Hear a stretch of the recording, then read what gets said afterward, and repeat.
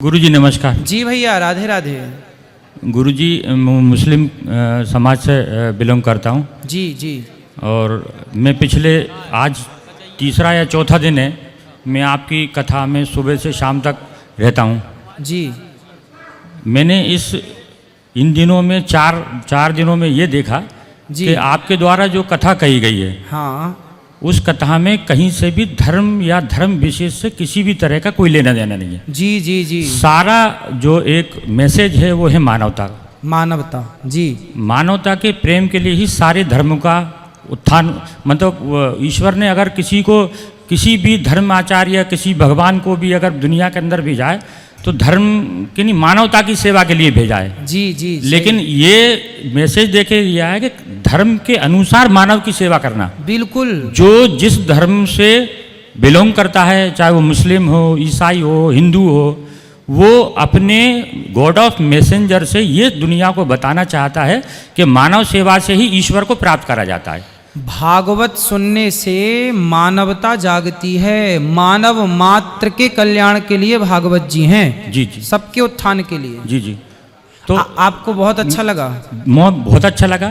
और मैं अपनी थोड़ी सी एक व्यथा सुनाना चाहता हूँ। बताइए बताइए। गुरुजी, मैं अस्पताल में नौकरी करता था। 2087 से मेरी पोस्टिंग थी। जी। 2005 तक मैं अस्पताल में नौकरी करता था। जी जी। मैं अस्पताल में रह के और मरीजों की सेवा करता था। जी। मुसलमान होने के बावजूद ना तो मैं अपने धर्म की किताबों को पढ़ता था, ना ही मैं नमाज पढ़ता था। मैं ये सोचता था मानव सेवा ही सबसे बड़ा धर्म है। जी। लेकिन ईश्वर ने अपने गॉड ऑफ मैसेंजर से ये बताया कि धर्म के अनुसार ही मानव सेवा करना बहुत ज़रूरी है। जी। आप जिस धर्म में पैदा हुए उसको मानना भी बहुत ज़रूरी है। जी जी। क्योंकि कोई जो धर्म जिस धर्म में पैदा हुआ है उसको मानना बहुत ज़रूरी है। जी। अब आप अपने स्वार्थ के लिए धर्म को बदल दो। जी जी। कि इस धर्म में अच्छा लग रहा है, कल उस धर्म में अच्छा लगेगा, ऐसे तो दुनिया ही मतलब बदल बदल की पूरी ज़िंदगी ख़त्म हो जाएगी। जी जी। तो श्रीमान जी, एक ऐसी घटना घटी कि जरा सी गलती में मुझे जेल आना पड़ा 2007 में। अच्छा। श्रीमान जी, उन 2000 साल में मैं जब जेल आया तो जेल के ही बंदियों ने और साथ में रह के मैंने किताबों को पढ़ा। हाँ। किताबों को पढ़ने के बाद में मैंने अपने धर्म के प्रति किताबों को जब पढ़ा तो जब मैंने पूरे धर्म की किताबों को पढ़ने के बाद में मुझे एहसास हुआ कि धर्म जो दिखता है वो है नहीं है। जी। उसमें सारी चीजें जो है मानव सेवा के ही बारे में बताया गया है। बिल्कुल। बड़ों का आदर करना, मानव सेवा से बड़ा कोई धर्म नहीं है सरकार। धरती में कोई धर्म नहीं है मानव सेवा से बढ़कर। मानव सेवा ही सबसे बड़ा धर्म है। जी जी जी। इसके बाद मैं जब उन 5 सालों में आया जेल के अंदर, तो जब मुझे सजा पड़ी, किसी भी कोई भी गवाह नहीं, कोई जिसने मेरी रिपोर्ट करी थी वो 16 दिन बाद खुद ब खुद मर गई थी गुरुजी। अच्छा। सिर्फ मेरे खिलाफ सिर्फ FIR होने के बावजूद मुझे 10 साल की सजा हुई। अच्छा। लेकिन मैंने भी इसमें ईश्वर का ही समझा कि इसके भी पीछे कुछ कारण हो सकता है। जी। गुरुजी, फिर मैं भोपाल सेंट्रल जेल आया। उस टाइम अपने सुपरिटेंडेंट साहब सोम कुंवर जी थे 2007 में। तो यहाँ सर एक डिप्लोमा हो रहा था, इंजीनियरिंग का डिप्लोमा। उन 3 साल में यहाँ जेल में रुका सर। मैं 3 साल में इंजीनियर बना जेल से। अच्छा। जी सर, मैं इलेक्ट्रिकल इंजीनियर से डिप्लोमा है मेरे पास सर। जी जी। फिर यहाँ से जाने के बाद में 2010 के बाद में अपना मैं कारोबार करता रहा बाहर। लेकिन उस 3 साल में मैं सिर्फ नमाज को सीख पाया। यहाँ पे नमाज कैसे पढ़ी जाती, ईश्वर की आराधना कैसे करी जाती। जी। लेकिन ईश्वर की तरफ से पहुँचाई गई कुरान को मैंने नहीं पढ़ा था। जी। 2019 में मुझे दोबारा सजा हुई। फिर मैं अंदर आया, फिर मेरी लगन लगी। आज मैं मेरे धर्म के प्रति जितनी मेरी आस्था होती है, मेरे अंदर जो ऊपर वाले ने जो मुझे जिम्मेदारियां दी थी, जी, वो मैंने इस जेल के अंदर कुरान को भी पढ़ना सीखा। जी। और आज निरंतर मैं 3 से 4 हमारे पारे बोलते हैं, जिसको अपन किताब नंबर वाइज बोलते हैं, 30 नंबर होते हैं, उसमें से 2 या 3 हर रोज़ पढ़ने की कोशिश करता हूँ। और उस ऊपर वाले से माफ़ी मांगता हूँ कि तूने मुझे इस दुनिया में भेजा और मैं कृतज्ञ हो गया उसके लिए। जी। एक तो ये है गुरुजी। दूसरी, जब मैंने किताबों के अंदर पढ़ा तो 2 हिंदू धर्म से मिलते हुए 2 वाक्य जो है मेरी किताब के अंदर मिले। अच्छा। एक तो ये है कि शिव अर्ध नागेश्वर जिसको बोलते हैं, अर्ध नागेश्वर क्यों कहते हैं? अर्ध नारेश्वर। अर्ध नारेश्वर। आप अपने हिसाब से कैसे आइडेंटिफाई करेंगे उसको? आप बताइए, आपने क्या पढ़ा? मैंने ये पढ़ा कि जब ईश्वर ने आदम सलाम को इस दुनिया के अंदर भेजा, अकेला भेजा, सिंगल, हाँ मिट्टी से बना के, जब दुनिया के अंदर 40 साल तक वो ज़मीन के अंदर पड़े रहे, जी क्योंकि दुनिया उनको दिखाने के लिए पैदा करा था। जी जी इसके बाद क्या हुआ, तो ईश्वर से उन्होंने कहा कि मुझे इस दुनिया में अकेला क्यों भेजा। जी तो उनके दुनिया को बनाने के लिए उनकी बाईं पसली, जी इस बाईं पसली को निकाल के उन बीबी हव्वा को उन्होंने पैदा करा, जी बाईं पसली से। जी वहाँ मुझे आइडेंटिटी लगा कि जो अर्धनारीश्वर हैं वो लेफ्ट साइड में खड़ी रहती हैं, जी तो मुझे ऐसा लगा ये कहीं उससे कहीं आइडेंटिटी तो नहीं है, उससे कहीं बिल्कुल, जुड़ाव तो नहीं बिल्कुल, है, बिल्कुल, क्योंकि जी। हो सकता है किसी ने कुछ लिख दिया हो, क्योंकि जो किताबें हैं वो आदिकाल बहुत साल पुरानी हैं, जिसको जैसे हमारा कुरान है, कुरान आदम हव्वा को जानते हैं आप? नहीं, सिर्फ पढ़ा है, मैं सिर्फ पढ़ने की बात कर हाँ, रहा तो हूँ। आदम हव्वा के बारे में पढ़ा है? जी जी जी जो आदम हव्वा के बारे में आप मुसलमान भाई पढ़ते हैं ना, जी जी जी वो आदम हव्वा को ही हमारे हिंदू में मनु और शत्रुपा कहते हैं। वही मनु शत्रुपा है, वही मनु शत्रुपा है, वही मुस्लिम में आदम हव्वा है। नाम बदल गया ना साहब? जी जी जी नाम बदल गया, चूंकि भाषा बदल गई। जी जी हम संस्कृत और हिंदी भाषी हैं, जी जी और आपकी भाषा उर्दू है, अरबी है सर। अरबी। तो आपने उसे आदम हव्वा कहा। जी, जी। हम देखो बात वही है, जी, आप केला कहो या बनाना कहो, जी जी वस्तु एक है, जी, पर नाम दो है, चूंकि भाषा दो हो गई। जी। उसी तरह जो आदम हव्वा आप कहते हैं, जी, जी। वो एक्चुअली ब्रह्मा की संतान मनु और शत्रुपा है। जी जी जी हमारे यहाँ उनका उल्लेख है। जी जी जी। ये मेरा सवाल का आपने आइडेंटिटी कर दी। एक दूसरा सवाल और है, जी एक और नबी हमारे यहाँ आए थे, नूह अस्सलातु वस्सलाम। जी। आपके जैसे अभी अपने देश के प्रधानमंत्री श्री मोदी जी जो हैं, जी। वो वहाँ नाम कहाँ नीचे गए थे अभी, उसको कौन सी वो है, हाँ, द्वारिकाधीश द्वारिकाधीश जो है वो हाँ। पानी के अंदर है, पानी के अंदर उस है। संबंध में भी एक किस्सा हमारी किताब के अंदर है। बताइए। एक नबी थे नूह अस्सलातु वस्सलाम, जब उन्होंने अपनी कौम से कहा कि ईश्वर एक है, इसकी आराधना करो, जी। इसके अलावा दुनिया के अंदर कोई देने वाला नहीं, सिर्फ ईश्वर है जो सबको दे सकता है, जी। मुझे भी दे सकता। तो इस बात को कहने के लिए उन्होंने सारी अपनी कौम से बोला, जी तो उनकी बीवी बच्चे किसी ने उस चीज़ को नहीं माना, जी लेकिन उनको मानने आइडेंटिटी उनकी बात को मानने वाले 85 लोग रहे। जी तो फिर उन्होंने ईश्वर से ये कहा कि अल्लाह, ये सारी कौम तो सुनती नहीं है। जी तो फिर अल्लाह की तरफ से एक मैसेज आया कि नूह अपने लोगों से कहो जल्दी ही इस कौम को मैं नस्ते नाबूद कर दूंगा, पानी से डुबा दूंगा, अच्छा डुबा दूंगा। तो फिर उन्होंने कहा अल्लाह ताला जो वो भी डूब जाएंगे जिनने भी मेरी बात को माना है।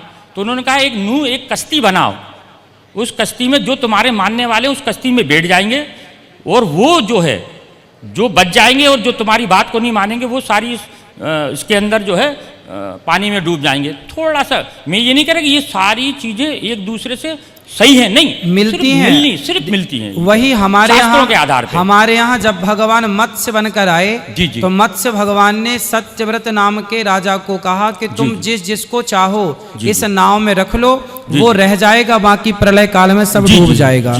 तो लगभग बातें देखिए, हिंदू और मुस्लिम कितना भी आपस में लड़ लें, लेकिन जब मूल में गहराई में जाएंगे तो ऊपर सब एक ही पाएंगे। जी जी जी जी जी ऊपर सब एक ही पाएंगे, यहाँ कितना भी लड़ लें झगड़ लें। तो यार जी, इसलिए चाहे हिंदू धर्म हो, चाहे मुसलमान भाई हो, कुरान हो, इन सबको गहराई से जब अध्ययन किया जाएगा तब चीज़ें निकल कर आएंगी सामने।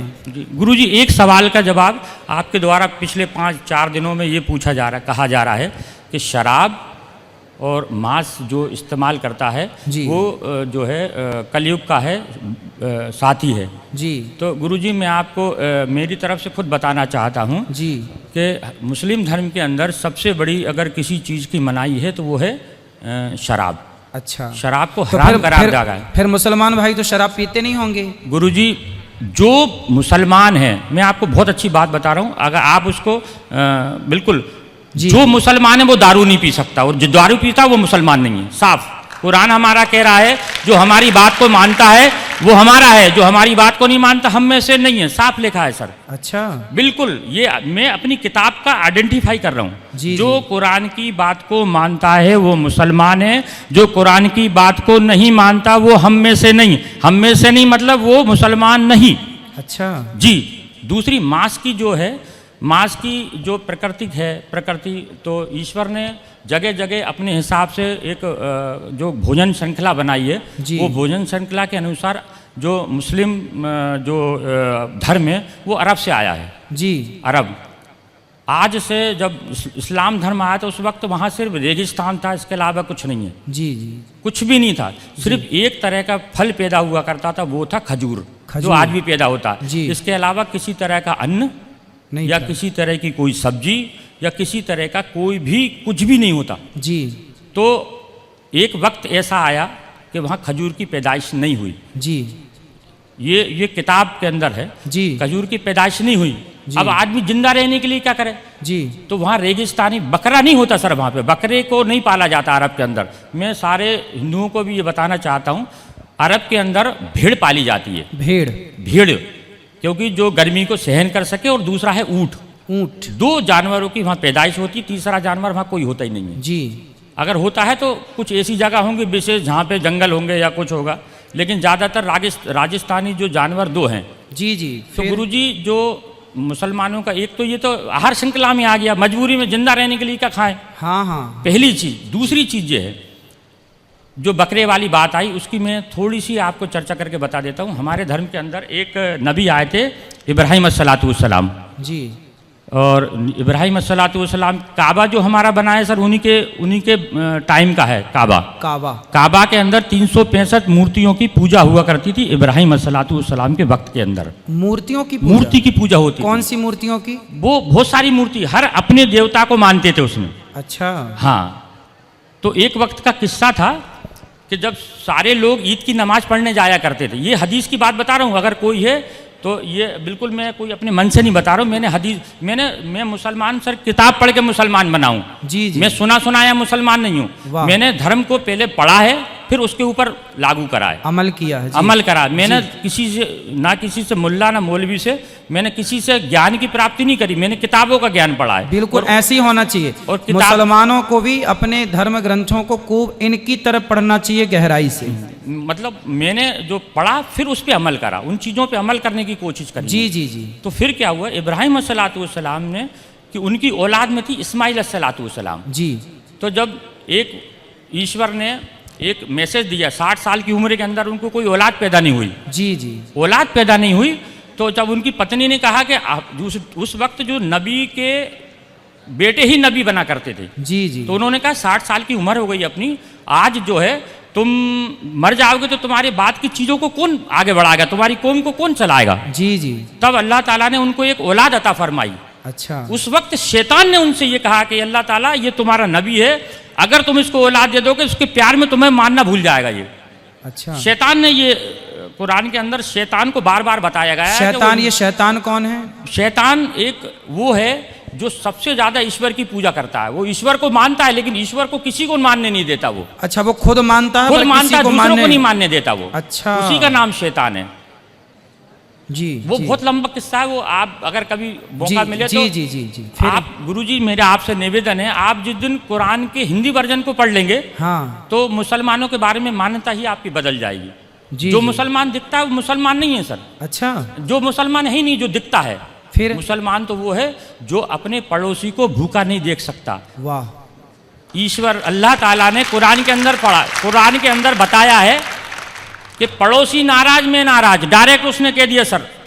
कुरान की एक आयत में है कि तेरा पड़ोसी नाराज में नाराज जी। अगर इस बीच अगर तेरा पड़ोसी नाराज है तो तू तेरे द्वारा किया गया है पूजा पाठ वो मैं कबूल नहीं करूंगा, तेरे सर से ऊपर नहीं उठाऊंगा। मतलब मानव जाति की सेवा सबसे बड़ी सेवा, सबसे बड़ी कुरान में ये आइडेंटिटी है जी जी।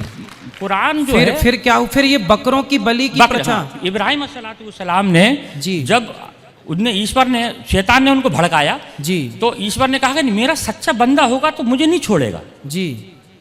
शैतान से कहा मुझे नहीं छोड़ेगा ये जी जी, आप उसके लिए बेफिक्र रहो, मेरा सच्चा बंदा है, मेरी इबादत करेगा जी। फिर उनको औलाद पैदा होती है हाँ। इंसानी कल्ब के अनुसार स्वार्थी होता है इंसान जी। जैसी औलाद पैदा हुई तो वो ईश्वर की आराधना में थोड़ा लापरवाही करने लगा, तो भूल जाता है क्योंकि 60 साल की उम्र में जिसको बच्चा पैदा हो उसकी कितनी खुशी होगी। बिल्कुल बिल्कुल। तो उसमें उन्होंने उसमें लापरवाही कर दी। शैतान ने जाके ईश्वर से कहा हाँ कि ये ईश्वर देखा मैंने तुझसे कहा था इसको मत दे, हाँ। लेकिन ईश्वर कहते नहीं नहीं, मेरा सच्चा बंदा है, वो आज है, आज कल आ जाएगा वापस, जी दुनिया नहीं आएगा, तो उनके देख आएगा वापस। तो ईश्वर ने आप इब्राहिम अस्सलाम को ख्वाब में जो है एक बशारत दी कि ए इब्राहिम कुर्बानी, कहा कुर्बानी, हाँ शब्द कहे। तो इब्राहिम अस्सलाम ने उस वक्त के हिसाब से 100 ऊँटों को जुबा कर दिया, कुर्बान कर दिया, 100 ऊँटों को कुर्बान कर दिया, क्योंकि अल्लाह की तरफ से ये बात थी कुर्बानी। कुर्बानी का मतलब होता है अपने लिए किसी चीज का त्याग कर देना। कुर्बानी का मतलब ये नहीं जानवर को काट देना, अच्छा, अपने लिए त्याग कर देना किसी चीज का, उसका नाम कुर्बानी है। अपनी बुराइयों का त्याग कर देना। हाँ, ठीक तो है। फिर इसके बाद ऐसे करके 3 दिन तक उनको ख्वाब आए। फिर उन्होंने चौथे दिन अल्लाह ताला से कहा, अल्लाह ऐसा क्या मामला है कि इतनी कुर्बानी देने के बाद तू मुझसे नाराज है, मेरी कुर्बानी को कबूल नहीं कर रहा। तो अल्लाह ताला ने कही कि इधर से चौथे दिन उनको बशारत हुई कि दुनिया के अंदर सबसे ज्यादा जिससे तू मोहब्बत करता है उसकी कुर्बानी। अच्छा, तो अब उन्होंने फिर अपनी पत्नी से कहा कि अल्लाह की तरफ से ऐसा आया है कि कुर्बानी मांग रहे हैं। फिर अल्लाह ताला ने उसकी बीवी ने समझाया, आपकी बीवी ने समझाया कि आप सबसे ज़्यादा किससे मोहब्बत करते हैं? तो कहने लगे कि मैं अपने बच्चे से मोहब्बत करता हूँ। तो उन्होंने कहा कि आप इसी की कुर्बानी मांग रहे हैं। अच्छा, ईश्वर उनसे कुर्बानी मांग रहे हैं। जी जी। तो फिर आगे ये होता है कि ये बात दोनों मियाँ बीवी करते हैं। तो इस्माइल अलैहिस्सलाम जो रहते हैं वो सुनते रहते हैं। 5 साल की उम्र होती है उनकी जी। 5 साल का बच्चा थोड़ा समझदार हो जाता है। ठीक है। और आप तो नबी थे इस्माइल अलैहिस्सलाम। जी जी। तो ये बीबी से कहते हैं कि इसको नहला धुला के कंप्लीट करना और इस एक रस्सी, कपड़ा और छुरी मेरे झोले में रख देना और इनको नहला धुला के मैं घर में कुर्बानी करूंगा तो ये रोएगा, गड़गड़ाएगा, तुम्हारे भी आंसू बहेंगे, इसको मैं जंगल में ले जाकर कुर्बान करूंगा इसको मैं। जी जी। तब इब्राहिम अस्सलाम इस्माइल अस्सलाम को सुबह देखते हैं, तो उठ के देखते हैं तो इस्माइल अस्सलाम पहले से तैयार है जी। उनको हो सकता है आज जल्दी नींद खुल गई होगी, इसलिए जो है खुल गई इनकी जी। जब ये आगे जब उनको जंगल में लेके जाते हैं, जब जंगल में लेके जाते हैं, जब उनके हाथ पैर बांधने लगते हैं तो इस्माइल अस्सलाम ये कहते हैं कि अल्लाह ताला, अब्बा जान आप अपनी आंखों पे पट्टी बांध लो जी। क्योंकि ईश्वर ने यानी अल्लाह ने एक उनके ऊपर शर्त रखी थी कि इब्राहिम अगर तू अपनी औलाद की कुर्बानी देगा तो तेरी आंखों से आंसू का अगर कतरा भी गिर गया तो मैं तेरी कुर्बानी को कबूल नहीं करूंगा। अब बताइए सर। जी जी। एक तो शर्त लगा दी बेटी की कुर्बानी की और आंसू की। यही हमारे यहाँ एक घटना घटी। हमारे यहाँ एक राजा हुए हैं मोरध्वज। मोरध्वज ने भी अपने बेटे को आरे से चीर कर दान दिया था और उसकी भी शर्त थी कि आपकी आंखों में आंसू नहीं आना चाहिए, तब आपकी पूजा और आपकी भक्ति को स्वीकार किया जाएगा। तो देखिए जो हमारे धर्म ग्रंथों की कहानियां हैं, जो चर्चाएं हैं, जो कथाएं हैं, वो कहीं ना कहीं मैच हो रही हैं। हमारा जो धर्म है इतना श्रेष्ठ है। जी, हमारे यहाँ भी मोरध्वज की एक कथा इसी से मैच करती है। जी, थोड़ा शॉर्ट में करता हूँ, लोग कह रहे हैं कि शॉर्ट में करो। जी जी। उसमें फिर आगे जाके जब वो पट्टी बांधते हैं, हाँ, पट्टी बांधने के बाद में उनको ऊपर जब छुरी फेरते हैं, जी, जब छुरी फेरते हैं तो छुरी चलना बंद हो जाती है। अच्छा। क्योंकि छुरी भी दुनिया के अंदर ईश्वर की मोहताज है। दुनिया के अंदर कोई भी मैं आप दुनिया की हर चीज़ ईश्वर की मोहताज है। ठीक है। वो ईश्वर जब तक किसी चीज़ को आदेश नहीं देगा वो उसकी हिम्मत नहीं कि वो उस पर किसी चीज़ पे चल जाए। जी जी। फिर जब वो जबरदस्ती फेरते हैं तो मैं की आवाज़ आती है सर। मैं। ये सब किताबों के अंदर लिखा है। जी जी। मैं की आवाज़ आती है तो देखते हैं कि मेरे बेटे के अंदर से मैं यानी घमंड, अभिमान। मैं का कुरान का मैं अगर लिखा है मैं का मतलब होता है घमंड। जी। कि मेरे बच्चे के अंदर से मैं की आवाज़ आई। जी। तो वो जब कपड़ा हटाते हैं तो देखते हैं कि एक जो है भेड़ का बच्चा है जो नीचे पड़ा हुआ है और इस्माइल अलैहिस्सलाम दूर खड़े हैं। अच्छा। सिर्फ ईश्वर की परीक्षा थी वो। जी, मकसद था सिर्फ परीक्षा लेना। परीक्षा लेना। अब वो पूछते हैं इस्माइल से, अल्लाह से पूछते हैं, अल्लाह आपने एक तो ये कटवा दिया, हाँ, आपने परीक्षा ली, जानवर का क्या करना है? तब उन्होंने ये कहा था कि इसके 3 हिस्से करो, एक आप खाओ, एक पड़ोसी में बांटो और एक गरीबों को दो। फिर उन्होंने कहा कि ये वाली जो चीज़ है कुर्बानी यानी ईश्वर की तरफ से दी गई हर चीज़ की कुर्बानी मुसलमान के लिए जायज़ है। तो उसकी इस चीज़ को, उस घटना को याद करने के लिए लोग बकरा ईद पे कुर्बानी करते हैं। बकरा खाना मकसद नहीं है। हाँ या बकरा काटना मकसद नहीं है जी। मकसद है सर सिर्फ उस चीज़ को याद करना कि अब बाप ने अपने बेटे की कुर्बानी सिर्फ ईश्वर के कहने पे दी, ये मकसद है सर, ये है बस अकेला, ये समझाना चाह रहा था। बकरा काटना मकसद नहीं है, जी। मकसद था सिर्फ ईश्वर के आदेश का पालन करना, जी। ये था बस सर। नहीं तो उन्होंने किया ईश्वर के आदेश का पालन, उन्होंने किया ईश्वर के आदेश का जी, पालन, जी जी जी। तो फिर बाकी लोग उस बकरे को काटने का वो रिवाज चालू हो गया। जी जी जी, बस मकसद सिर्फ इतना सा था कि इस चीज़ को याद करना है। और तो अभी आपके हिसाब से ये बकरा काटना आज के युग में, चलो उनकी मजबूरी थी, उन्होंने ईश्वर ने उनकी परीक्षा ली, पर जी। आज तो किसी की परीक्षा नहीं ले रहा है ना कोई। आज के हिसाब से जिस हिसाब से लोग बकरा ईद को इस्तेमाल इस चीज़ को करते हैं, वो उनको इस चीज़ का ज्ञान ही नहीं है कि इसका मतलब क्या है। जी। उनका मतलब है कि उस जानवर को अपने बच्चों के जैसा पालो और फिर उसको अपने हाथ से ज़िबा करो, उसको फिर उसको बांटो दूसरों में, कुर्बानी सिर्फ उस चीज़ को याद करने के लिए है मकसद, और सबके लिए नहीं है। जो ये कुर्बानी करना सबके लिए नहीं है। अच्छा। जो जिसके पास हैसियत है उसके ऊपर जायज़ है बस अकेला। जी जी। सबके लिए नहीं है सर, ये सबके लिए नहीं है, सिर्फ जिसके ऊपर जायज़ है उसके लिए ऊपर है। तो ये किसी की हत्या करना, बकरे की इत्यादि हत्या, ये सही है या गलत है? मेरे हिसाब से अगर धर्म के हिसाब से देखें तो मैं मानता हूँ उसके हिसाब से, उस वक्त के हिसाब से सही होगा।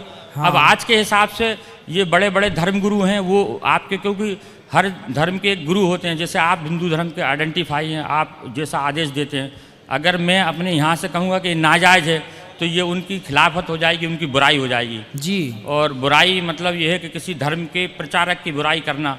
हो सकता मैं अपने अंदर से कह सकता हूँ मेरे लिए बुरा है, लेकिन मैं धर्म के मामले में नहीं कह सकता कि ये धर्म के जो बड़े हैं उनके खिलाफ मैं अपना आदेश दूं कि नहीं ये बुरा है। जी जी, जी। मैं अपने, क्योंकि मेरे घर में मेरे हिसाब से हम लोग मांस का बहुत कम उपयोग करते हैं। शादी ब्याह में जाते हैं, घर में इस्तेमाल नहीं करते सर हम। जी जी। शादी में हमारे यहाँ नॉनवेज नहीं बनता सर हम लोग, क्योंकि मैं ऐसे परिवार से बिलोंग करता हूँ जहाँ संबंध दूसरे लोगों से ज़्यादा हैं सर। चलिए, भगवान आपको सुखी रखें। जी। आपसे बात करके अच्छा लगा। अपराध क्या हो गया आपसे कि जेल आना पड़ा आपको? अपराध सर एक सिर्फ चांटे का अपराध था। मेरे मोहल्ले के अंदर एक पड़ोसी से लड़ाई हो गई थी, तो मैंने उसको चांटा मार दिया था सर।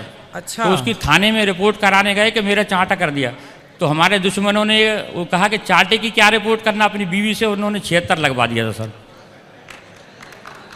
ये था। अच्छा, चलिए, भगवान आपको सुखी रखें।